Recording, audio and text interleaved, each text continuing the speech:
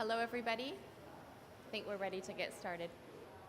Excellencies, distinguished guests, ladies and gentlemen, colleagues and friends, welcome to everyone who is joining us here today at COP27 and the many more watching us from around the world. My name is Carina Hirsch. I'm the Advocacy and Projects Manager at the Margaret Pike Trust, one of the co-organizers of today's event. And I'm delighted and deeply honored that I've been asked to moderate this session for you today. Today's event is entitled Removing Barriers to Family Planning in African Climate Policy Processes. And throughout this COP, there is a word that I have heard over and over again that indeed I think many of us have heard over and over with reference to women and girls, and that is the word barriers. Las barreras, les barrières, barriers in many languages, in many forums.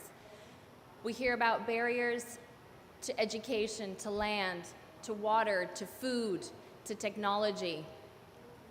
All of these barriers dictate and indeed curtail women's lives. Now, there's a set of barriers that we aren't talking about nearly enough in the context of climate change, and that's what we're here to talk about today, and those are the barriers to voluntary and rights-based family planning. There are 218 million women and girls in low and middle income countries who lack such access, who lack access to the information, the products, and the services to realize a fundamental right. Not only is this a fundamental right necessary to the empowerment and to the health and to the betterment of the lives of women and girls, it is also an important adaptation and resilience building strategy. We have a truly illustrious panel, which I'm delighted to have here for you today, working across sectors in African countries, really leading this discussion and integrating reproductive health, reproductive choice into climate adaptation and resilience building. But before we hear from them, I would like for us to turn to listen to the keynote address that has been kindly sent to us by Dr. Samukelizo Dube, the Executive Director of Family Planning 2030, the global partnership on family planning housed by the United Nations Foundation. Let's hear from Dr. Dube.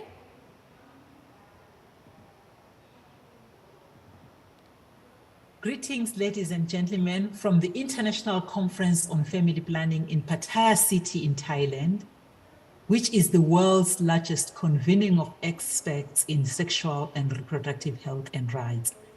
My name is Samukelizo Dube, and I'm the Executive Director for FP 2030. I would have loved to be with you in Sharm el-Sheikh at this important event that highlights the importance of removing barriers to family planning as part of climate adaptation and resilience building, as would many of my colleagues here in Thailand.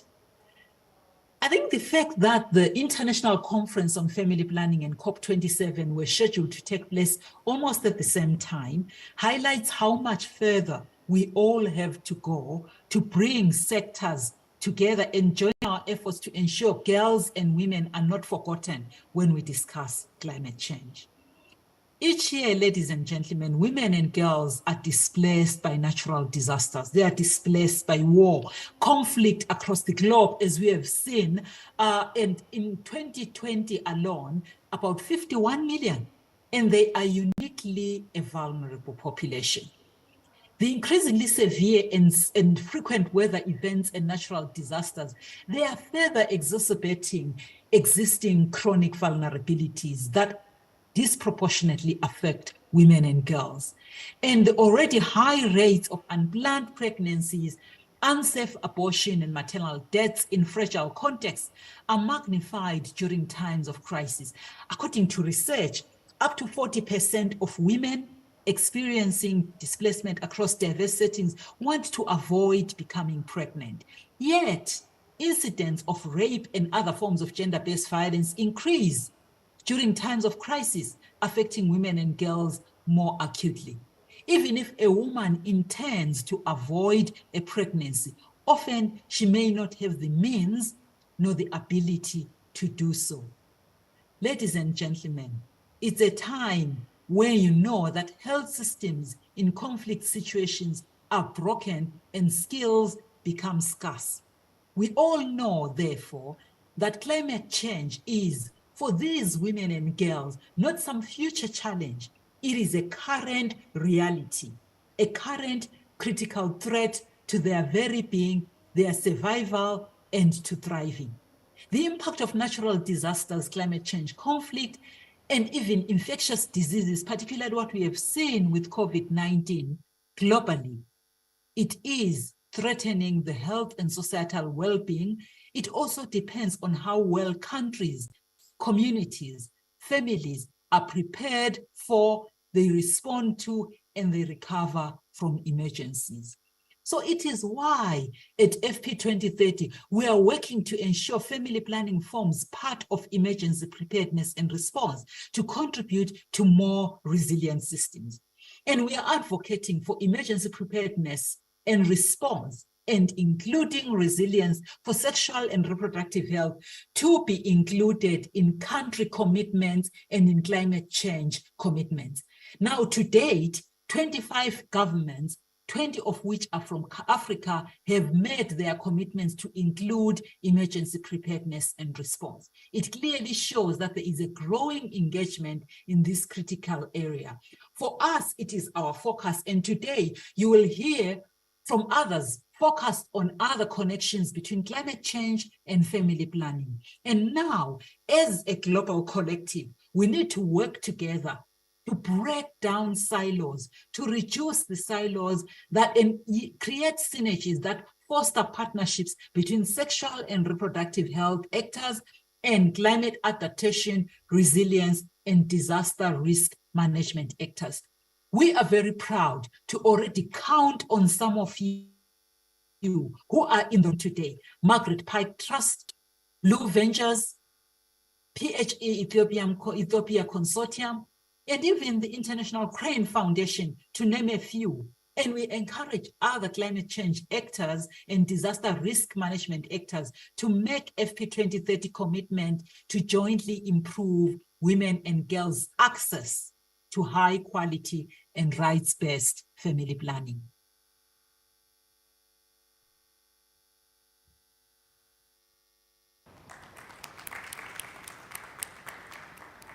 We're so grateful to have the contribution of Dr. Dube and reminding us about the urgency of this issue and the need to work together to prepare and implement practical solutions. So on that note, I think we're going to start hearing about those practical solutions that are being implemented across the African continent. And I think we will hear first from Flavia Baikwazo, a senior climate change officer at the Ministry of Water and the Environment in the government of Uganda, and Mr. Raymond Ruyoka, head of Youth Advocacy and Development Network Uganda, to tell us a bit more about what Uganda is already doing, how Uganda is leading the curve, not only on this issue, but Uganda has been recognized many times over at this COP, not least winning the Climate Mobility Champion Award for having aligned its NDC with its long-term strategy and approach to tackling climate change. So we look very much forward to hearing the dialogue between you two and learning from you. Raymond and Flavia, the floor is yours. Thank you. Thank you very much, Carina, and good afternoon. Once again, I'm Raymond Ruyoka, Director of Uganda. We are happy to be part of this, and we note that as Dr. Dube has mentioned, the director for FP 2030, you cannot separate the two. Therefore, it is imperative that we prioritize SRH and family planning in the climate agenda. As Carina has mentioned, Uganda has been recognized several at this conference as a champion of scaling up climate action, especially in addressing the NDCs, submitting one of the greatest recognized updated NDC with the LTS, long-term strategy, which is remarkable, with other appreciations and benefits that have accrued. And with us, we have Flavia, who is from Ministry, and we recognize that one, that contribution. So having that government has done a lot in this agenda, what are the plans, especially going forward in the NDC submitted, recognized? What is government planning, ensuring that they implement the NDCs, because it's paramount that as we develop them, they are well implemented. So what is the ministry, especially, which is the lead in the NDC processes, doing to ensure that the NDCs are effectively implemented? Thank you. Over to you, Flavia. Thank you. Thank you so much, moderator, and thank you, Raymond. And good afternoon to you all. I'm Biekwaso Flavia. I'm working with the Ministry of Water and Environment as a Senior Climate Change Officer. I'm standing in for the Commissioner Climate Change Department. Back to your question. For a sustainable, resilient health sector, the government of Uganda decided to develop country priority adaptation actions with their indicators, and some of these, to mention a few, we decided to integrate climate actions into the national health plans and strategies. And secondly, we've also done to improve the early warning, surveillance, and response systems for climate-sensitive hazards. Thirdly, we've tried to strengthen climate resilience of health infrastructure and the systems. And last but not least, we are also planning to implement integrated health-related climate interventions, considering policies in respect of water and sanitation, education, social protection, and reproductive health care. All these are included in Uganda's national adaptation plans of action. Thank you. Thank you very much. That's a question for Flavia. Thank you very much. We know cognizant that and especially, as you mentioned, Uganda has been recognized for the great work done. And we recognize, as you mentioned, her president had been integrated in the NDCs. We need to look at how, as implementing the NDCs, what will be the role of non-state actors, especially out of your government. From your side, what do you think would be the role of the non-state actors and development partners to ensure that these NDCs are effectively implemented and also tracked to achieve their strategy as it's formed? Thank you. Back to me. Thank you once again, Raymond. Government has put in place the enabling environment for CSOs to come and engage with it. For example, the National Climate Change Policy with its costed implementation strategy. It has put into consideration the health sector, and it's one of the most vulnerable and risk sectors, ranking high in the climate change policy. And government has also put in place the National Climate Change Act, which was recently released. So health issues are well anchored in that sector. So the private sector and the civil society organizations, they have the enabling environment to allow them to participate together with government. And right now we're also working on the regulations to enable us work together with other implementing partners. Thank you very much. Let's clap for Flavia once again. Thank you very much. We know that as stakeholders, as government, you have a call for stakeholders that what do they need to prioritize for you to support the processes. So what could be those asks that you can put forward to civil society? And I know our panelists are going to respond or give contribution to it, but you think you can support the ministry to achieve the NDC and ETS agenda, implementing it for them. Any questions or asks you could have? Thank you. I was just wondering which areas a civil society organization would love to work with government in respect to in implementing its recently submitted, updated nationally determined contribution. How do civil society organizations plan to work with government in that aspect? Thank you. I speak on behalf of the CSOs on the forum, and definitely I request to give my view in relation to the role of civil society in ensuring that the government delivers the NDC's agenda. One is to appreciate the last 2-3 years, we have seen government meaningfully participating and ensuring CSOs participate fully. And I request the members to clap for government of Uganda, and especially civil society with us here, that is the first time that we have seen government opening up consultations with civil society. We have been part of the process from the start, as the commissioner mentioned yesterday. We have been part of the process of tracking, and in the revising the updating the NDCs, we are consulted fully. So we appreciate the government of Uganda for giving us space. Of course, as players in this field, we commit as civil society. One, identifying these areas we are passionate that we do, because as civil society, our role is ensuring that we go on the ground. I want to have the NDCs being felt on the ground. Want our communities appreciate what the NDCs are, because from our perspective, it looks looked at as a policy and a planning document for ministries and government. The local communities don't know much about NDCs. So as civil society, we commit to create awareness and sensitization of communities in ensuring that they appreciate the NDCs, and also localize them in their respective regions and the sphere.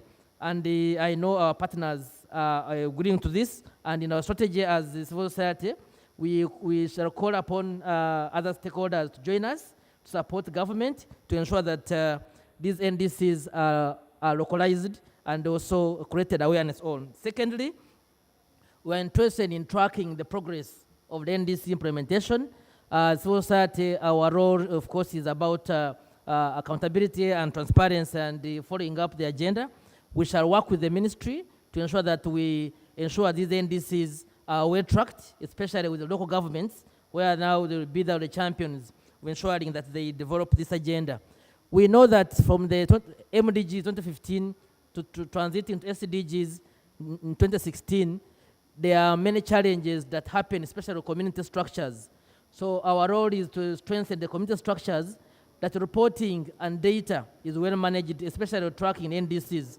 And specifically for us in the health sector, we're interested to work with the ministry to have the SRH family planning agenda reflected, but also data well captured. The most important area that we think and we know that will going to happen is about partnerships and collaboration.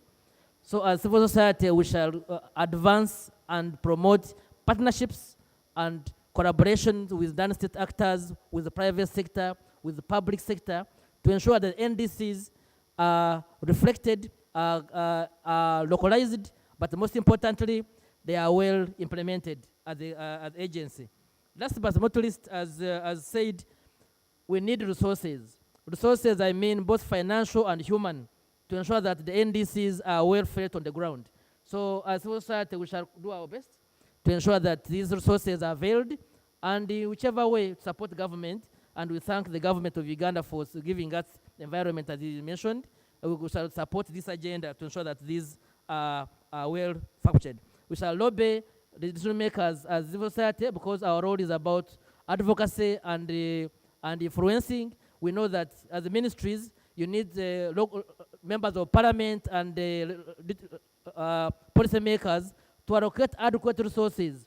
We shall engage the Minister of Finance of Uganda and other bilaterals to allocate adequate resources to Ministry of Water and the other line ministries to effectively implement the NDCs, because the ministries need resources, financing, adequate financing, to ensure that these NDCs are well implemented. Otherwise, thank you very much. We look forward to great discussion, and we commit ourselves to support this agenda. Thank you very much for listening.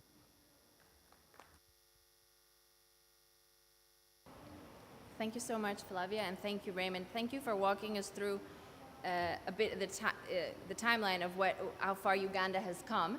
And I think you raised a very good point. Now, you have reproductive health in the NDCs, and it's in your priority adaptation targets, and now the work going forward is about making sure it's reflected in the implementation. I think really happy that through discussions here at COP that you've facilitated, Raymond, we've started discussions on a memorandum of understanding with the Ministry of Gender in Uganda, but together it will be a kind of tripartite memorandum of understanding as well with the Ministry of the Environment. So that's work that we look forward to taking together with you. Before we move to our second country dialogue, I think it will help shape our discussion here today to hear from Uwimbabazi Sarah, the Margaret Pike Trust's Uganda country lead, and Karen Morrison, head of Africa Conservation at the Endangered Wildlife Trust.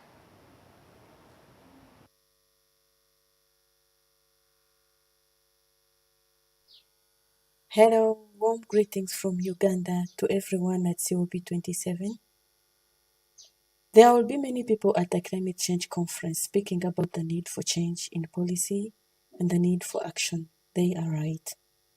I am here to share with you what I have learned from 6 months of research, which I undertook with my colleagues from the London School of Hygiene and Tropical Medicine, Rugarama Hospital, and International Crane Foundation in the district of Ruchiga, which also happens to be my home.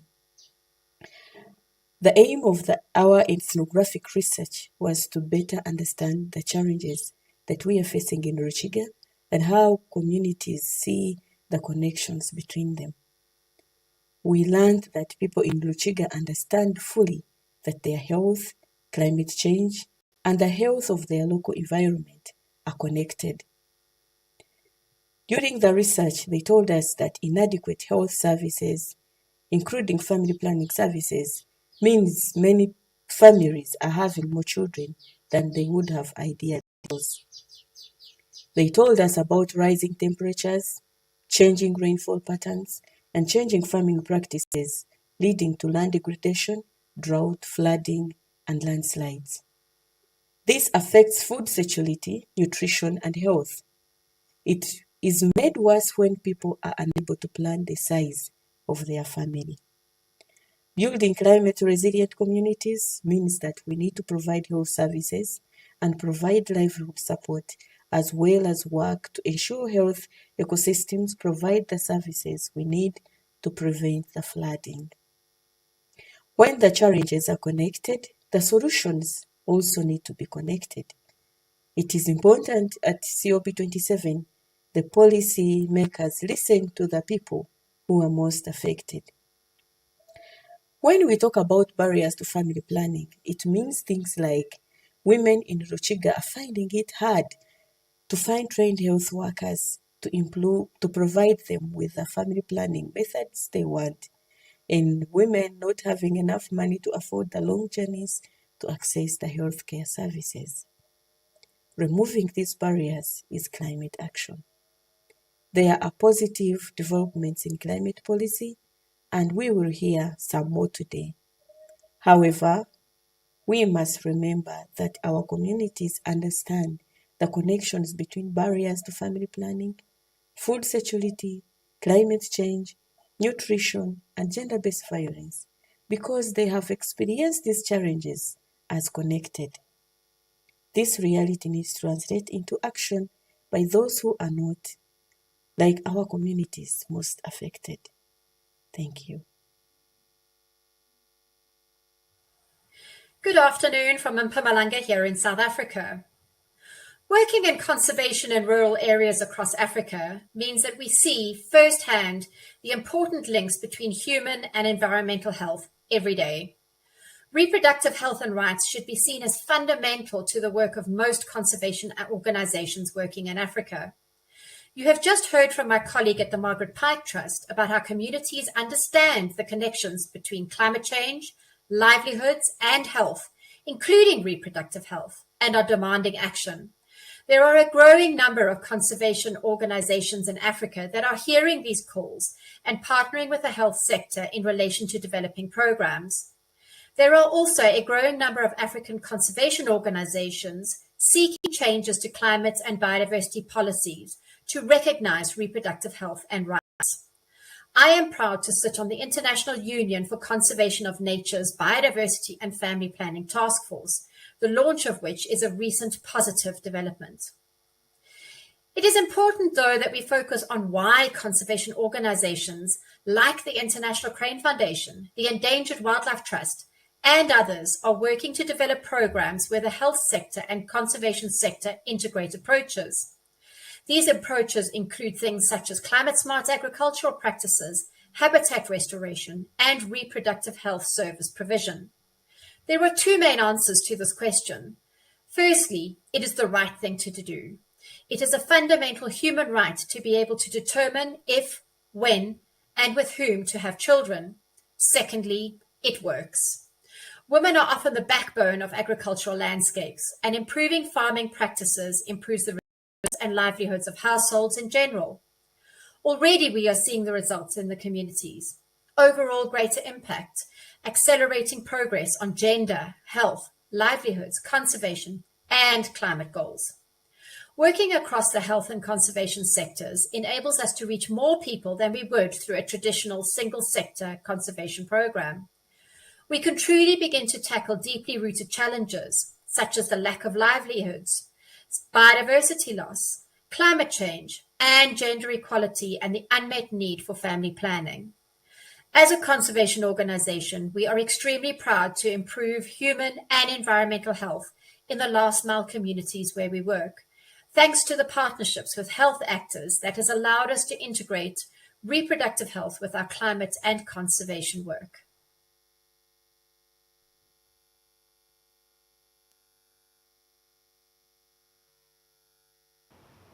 Thank you, Sarah. Thank you, Karen. It was great to hear from them on how, when you integrate sexual and reproductive health and rights and climate, how that plays out on the ground, and what Karen just said for improved human and environmental health impacts, thanks to that integrated approach. So moving now from Uganda and South Africa to another African country, I'd like us to turn to Eswatini, who are also leading the way in integrating health and gender into climate policy. We'll now hear another dialogue from Duduzile Hlengetwa Masina, the NDC focal point from the government of Eswatini, and Deepa Pulanikatil, the NDC coordinator with the Ministry of Tourism and Environmental Affairs, contractor for NDP. Duduzile and Deepa, the floor is yours. We look forward to your dialogue. Thank you, Carina. I think before I start, I just wanted to share that whenever we talk about family planning in our climate change professionals mix, the question is, what does family planning have to do with climate change? So I like to share stories and experiences from Malawi, where I learned how family planning and climate change are interconnected. So I used to work in Malawi before coming to Eswatini, and we were doing a climate change adaptation project where we were working with farmers to help them with climate smart agriculture, working with women's group on solar dryers to dry fish, improving livelihoods through various income generation activities. And often we used to visit the communities in the villages, and when we go, we find that the participation of women was not as good as we expected. So we asked them, how can we improve the participation of women in these climate change adaptation project? And they said that, you're doing a great job, you're bringing us all these technologies, these inputs, you're trying to help us improve our livelihood, but we don't have access to family planning. So we have a lot of unplanned pregnancies, and we have several children with very short gap between the births, and therefore we're busy and we're not able to attend your meetings or participate in your project. And they demanded that, can your project help us to access family planning? And our project was a completely environment focused project. But luckily, when we approached our funder and explained this, they were interested to support. And then also through partnerships with Family Planning Association of Malawi and other partners, we were able to address the needs of the women. And that got me thinking that really, if women need to effectively participate in climate change adaptation, they must have control over their bodies. They must be able to have children and plan their life. And that contributes to good health for them. And that is very critical to building resilience and adaptive capacity. And there was also one story where we did an exchange visit between one village and another. The other village had a traditional leader who was very supportive of family planning. So that village was receiving a lot of support, and all the women had access to family planning, while the village that visited did not have. And when the women came back after the exchange visit, they went to their chief and demanded that they want access to family planning. And the chief had to walk 12 kilometers to the nearest family planning clinic to request for a mobile service to come to their village to address the needs of these women. So such stories really helped me understand these interlinkages, because communities live integrated lives. We can't do development in silos or think that climate change has nothing to do with family planning. And that helped us to break the silos of our project and address the needs. So unplanned pregnancies are a hindrance for women to adapt to climate change. An unmet need for family planning in Malawi, at that time it was 27%. It has improved much, it's almost 15% now. And in Eswatini, also currently unmet need for family planning is 15%. This means 15% of women want to access family planning, but are prevented from or do not have access to family planning. And in our case, in Eswatini, the highest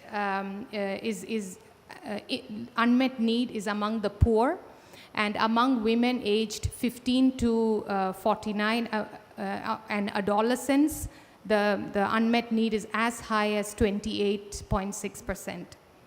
And how does this impact them? According to an education survey conducted by the Ministry of Education in Eswatini, about 300 girls drop out of school annually due to pregnancy. And so that amounts to a total of 1,288 girls missing out on education to pregnancy in the 4-year period that the study was done. And for a country which only has a population of 1.2 million, this is significant. We cannot ignore this. Having given that background, I have the honor to be here with my focal point, who is also the director of Department of Meteorology, Dube Nhlengeti.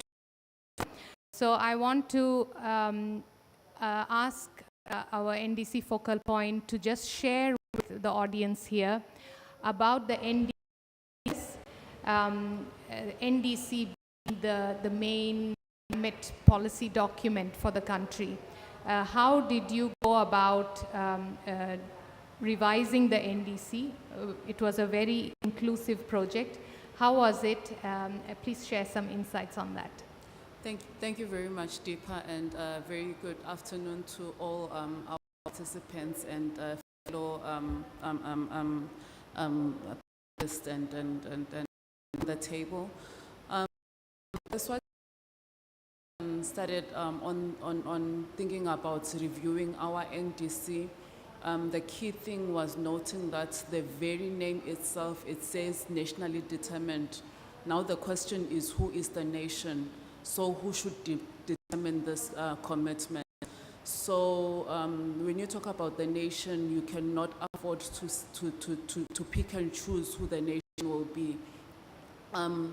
Now, going to the SDGs, we found that there is the issue of leaving no one behind. And for us, it really meant that as we are nationally determining our contribution to the climate change, we should not leave anyone behind. Hence, we adopted the whole of government, whole of society approach. It was a very difficult time to do this as we were in a COVID era where we had a lot of restrictions coming up every now and then, but still the assistance from partners and really being determined to leave no one behind. We had about 44 workshop days, and in addition to that, we also had various meetings. And we did this working together in leading. It was not just the Environment Ministry that is responsible for climate change, but we also had the Ministry of Economic Planning leading with us. And during this workshop sessions, we met with different stakeholders. We had gender activists, we had the youth, and as a result of that, we ended up with an organization, with the youth organizing itself to participate in climate change, particularly climate, like raising awareness on climate change and also being part of the climate action group. We also consulted traditional leaders and the various sectoral experts, which we also included the DRR family, disability groups, and so on. We would have loved to do more, but we had a limit both in time and because of the COVID. But this whole process took us a whole year. We could have done it faster, but we had to take all this time to make sure that we are moving together with everyone, including our children and women, because obviously we need them also in this process. Just listening to what you are saying, Deepa, I am thinking we cannot ignore the issue of children falling pregnant while they're at school. We need STEM. We need our children to be educated. We need them to have that science, that understanding that will help them come up with more solutions for climate action. So we really, really need to take this issue seriously and get out of this rut of our girl child being deprived the opportunity to go to school because of pregnancies. Thank you, Dudu. Yes, definitely. And also the NDC had contributions related to health and gender, as you mentioned. So really discussing those issues, vulnerabilities, how these kind of vulnerabilities for the girl child increases and how it can be addressed through the NDC is very, very important. And through our NDC, we also try to look at the vulnerable groups, as you mentioned, youth and women and children, and also climate change adaptation efforts across all sectors of the economy. And health was a new sector that came in. It was not in our INDC. And we built gender mainstreaming into the climate actions throughout the NDC. And also have an element of gender equality in the NDC, which access to sexual reproductive health care and family planning is essential for gender equality. So moving on to the next question, specifically on gender, how did you address gender equality in the NDC? As we developed the NDC, we worked with the gender unit, which is within the Deputy Prime Minister's office, and that ministry also hosts the Children's Office, coincidentally. And in working with them, we identified that they are without a gender policy, so we worked together to formulate that gender policy. And as we were doing that, we were also identifying what sort of things that we also need to look into to ensure that when we do our MRV, we can be able to identify that gender is being identified. And we are very grateful to the partners that we worked with in this regard. And we also had a video that we worked on that is raising awareness on gender and climate change, which is a tool that it was not a once-off just to use during the NDC formulation, but it's something that is still there for us to use going forward. We believe that as we implement the NDC, as it's in our NDC, the gender will continue to be mainstreamed. And as I indicated that we already have the youth formulating group, we also intend to continue working with the women to make sure they are not left behind and we're able to address their issues also as we're addressing climate change. Maybe just to talk about the health aspect also, as you have already said, we also included the health into our NDC as a new sector that we didn't have prior. This is very important. Health is a very critical player. It is affected by climate change, just the health sector itself. And when we have disasters, we are seeing increasing natural disasters, floods. You find that the health infrastructure is affected, and it makes things a little bit more complicated. And this can also easily just affect the reproductive health services production, including family planning, because if I can no longer drive across the bridge, Eswatini has a lot of mountains and rivers that sometimes get flooded. If I can no longer go across at a time where I need to go and attend to my sexual reproductive health, then it complicates my life. So we really want to ensure that the health sector, its infrastructure and the understanding of how health is affected will be taken into consideration as we continue with our NDC, and we are currently developing the implementation plan, and will then be moving to the investment plan. And we trust and believe that we will have programs and projects that will really help the health sector, including reproductive health. Thank you. Thank you, Director, for highlighting how the health and gender issues are integrated into the NDC. And gender, although it is a cross-cutting issue, it is also part of several adaptation sectors. But it's also a standalone in our NDC, and that we did that deliberately because having it standalone will help us to put a budget to it.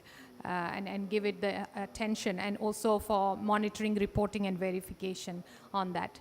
So I hope the experiences from Eswatini have given us clearly that there are gendered differences to climate change, and that access to family planning and addressing gender inequality, empowering women will improve adaptive capacity and build resilience. It's very important to have all of this in climate change policy documents, and NDC is one of the key policy document. And finally, as we develop projects, we are now developing the NDC implementation plan, as Director mentioned, and that will include developing projects. So as we develop projects, we need to keep this in mind, take this multi-sectoral approach, integrated approach, and not a siloed approach. So this is our chance to integrate sexual reproductive health, family planning, and health and other health issues into this addressing the complex challenge of climate change. Thank you.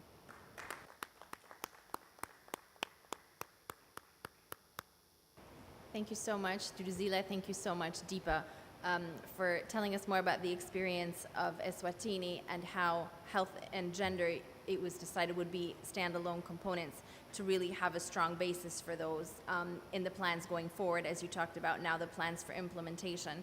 So those create a very strong basis for then having actually reproductive health be part of that implementation and be seen across the sectors. So thank you very much for that. Now, last but certainly not least, I would like to turn to Abebe Shibru, the Ethiopia Country Director of MSI Reproductive Choices. And he is going to, among other things, tell us about a joint guidance document that has just been launched entitled Climate Change Engagement, a Guide for Sexual and Reproductive Health and Rights Organizations, that MSI prepared in conjunction with YADNET, with PHE Ethiopia Consortium, and with the Margaret Pike Trust. Now, we want to thank Abebe especially because he actually flew in from the International Conference on Family Planning only late last night. being there to advocate for the importance of sexual and reproductive health and rights, and then being here at the conference on climate change, also advocating for the importance of sexual and reproductive health and rights as it relates to climate policy. So we're really grateful that he made it all this way to be able to speak with us today. Thank you very much, Abebe. The floor is yours. Okay, thank you very much, Margaret. Good afternoon, good evening, good morning, virtual participants as well, depends on where you are. I'm Abebe Shiburu, I'm a country director for reproductive choice of Ethiopia, and I'm a member of Family Planning 2030. So I think the issue of climate change and sexual reproductive is very critical, particularly in the world that we are in, a very changing environment, fast-pacing developments, lot of challenges, lot of opportunities. All those things attract the importance of integrating reproductive health services and climate change. MSI Reproductive Choice is an international organization dedicated to save the lives of women and girls through the provision of high-quality standard reproductive health family planning in different parts of the world.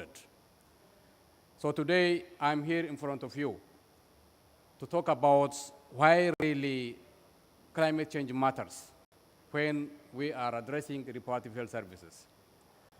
It is clear and it is visible that the interlinkage between climate change, environment, natural resource, biodiversity crisis are visible.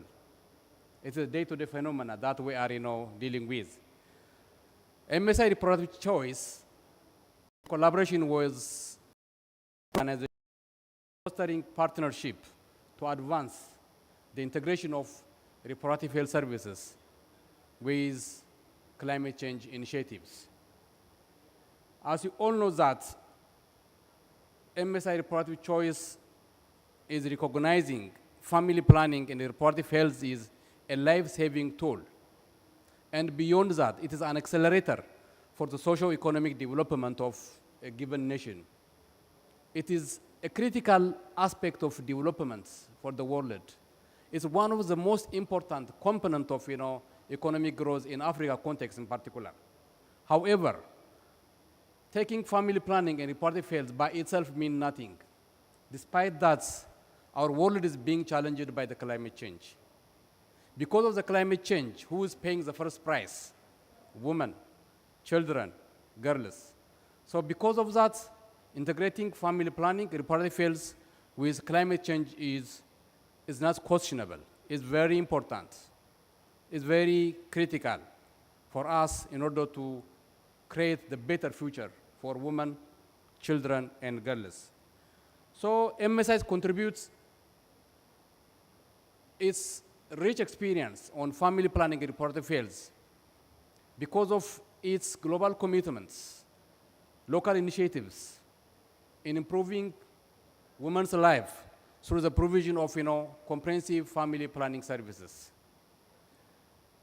As we are talking about the climate change, MSI has studied to what extent the climate change impacted or affecting the lives of women in the world. So 26 countries was chosen where climate change has impacted or affected them very well. In these countries, we found out more than 11.5 million women, they have denied of their right for family planning and reproductive health because of climate change. Based on this, unless and otherwise, this phenomenon, this trend is reversed. A decade ahead of us, we are expecting more than 14 million women again that will face right deprivation. They may not have a chance to protect their body. They may not have a chance to continue with their education. They may not have the chance to play the role for the socio-economic development of our world. So because of that, the 14 million people or women are in danger unless and otherwise something has to be done. These 14 million disaster or 30 million problems, 30 million women are facing problems. This will lead an additional of 6.2 million unintended pregnancy. That means 6.2 million, they want to continue in education. They want to continue to play their role in socio-economic development because of the problem impacted by climate change. They will face unintended pregnancy. That means they have to discontinue their education. That means, they have to stop doing the economic development in their given nations. Of these 4 million, again, 2.1 million people will end it with unsafe abortion. How this is criminal, how this is critical. Because of climate change, 2.1 million women undergo with unsafe abortion. This is a moral issue. This requires a critical urgency. This requires sense of urgency. And again, because of that, unless all those things are reversed, we are expected 5,400 women will pass their life. They will die. So this is how climate change affects women. The importance of sexual reproductive health integration with family planning is critical and crucial. We are talking about sustainable development goal. Family planning is an accelerator. Climate change is also a critical part. So if you're integrating family planning with sexual reproductive health, definitely the sustainable development goal will be real for us. Otherwise, it's not going to be materialized. That's why I'm here today to advocate the importance of sexual reproductive health and family planning integration with with climate change. It is obvious most of the climate change policymakers, funders, advocates, they are not integrating family planning in their climate change strategy. So we are here today to advocate the importance of family planning, and then we are requesting funders, advocates, designers, policymakers, don't undermine the importance of family planning while you are addressing climate change. So as part of this commitment, MSI, along with other organizations, as has been mentioned by the moderator, we have adopted a guideline. I'm very much pleased to share to you today. We have developed a guideline that would enable civic society organizations dealing with sexual reproductive health, organizations working on climate change, how to integrate family planning, sexual reproductive health, along with climate change. So this is a step-by-step guide, how to implement, how to advocate, how to advance their voice for the betterment of our future. So this guidance is very critical, very simple, very straightforward guideline. So if you're able to use this guideline, definitely you will be one step ahead of us in terms of addressing family planning, sexual reproductive health with climate change initiatives. This is what I would like to say today. And this is very critical time for us. It's very critical time for a woman to bring reproductive.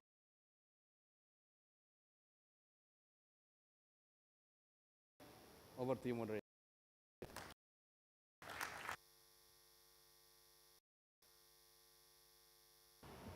Thank you so much, Abebe. That was for the real thing we need to do with the guide now is we need to ensure that it's really an open tool. I think something important to mention in addition about the guide is that this type of guidance, this type of a tool was requested by many MSI country offices where the communities that MSI serves in those countries are dealing with the effects of climate change every single day.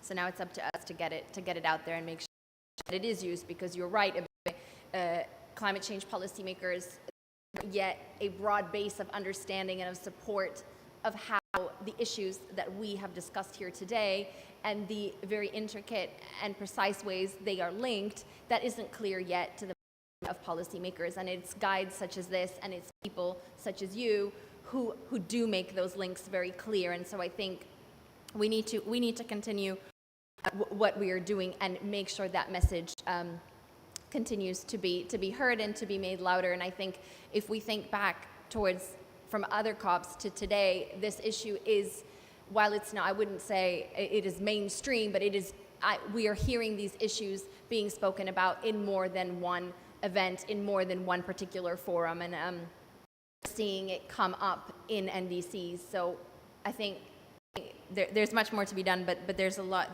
to celebrate. So I'm glad you all came today to share and to celebrate what has been done. I want to thank the panelists who were with us here today and those who contributed via video. So as you've heard today, access to rights-based voluntary family planning has been recognized as an adaptation and as a resilience-building strategy to further gender, health, and climate goals. That's why we say it is such a powerful development strategy. It doesn't just tick one SDG box, but it ticks many, and it accelerates many. We've heard today how when governments, civil society, and other stakeholders across African countries work together, they bridge the gaps between sectors, and they are able to operationalize, and we've seen this operationalizing and integrating this issue into their national climate policies. Ladies and gentlemen, these are all countries whose people are living with the effects of climate change every day. It's not that climate change will affect them in some undefined moment in the future, and it makes me emotional because it is an emotional issue. A baby cited how many women, they are going to die. Their children are going to be malnourished and might also die if we don't take this kind of action. These are countries where we see the human face of climate change. And as Abebe said, and as I heard the Executive Secretary of the United Nations Convention to Combat Desertification say, the face of climate change is a woman's face. So let's do what we need to do to make the women and girls in those communities more resilient to climate change. We know what that is. We must integrate reproductive health, reproductive choice into climate policies, and we know how to do that. We have the tools, we have the processes, and we have very concrete examples of how this has been done and the benefits that this will have on the ground. And we've heard today that it's the right thing to do, but we've also heard today that it's the smart thing to do. So as a very wise colleague, who unfortunately is no longer with us, said, it is what science is proving and it is what justice is demanding, so let's do it. Thank you very much to those who joined online today. Thank you very much to those in the audience, and thank you very much to a truly wonderful panel. Thank you very much.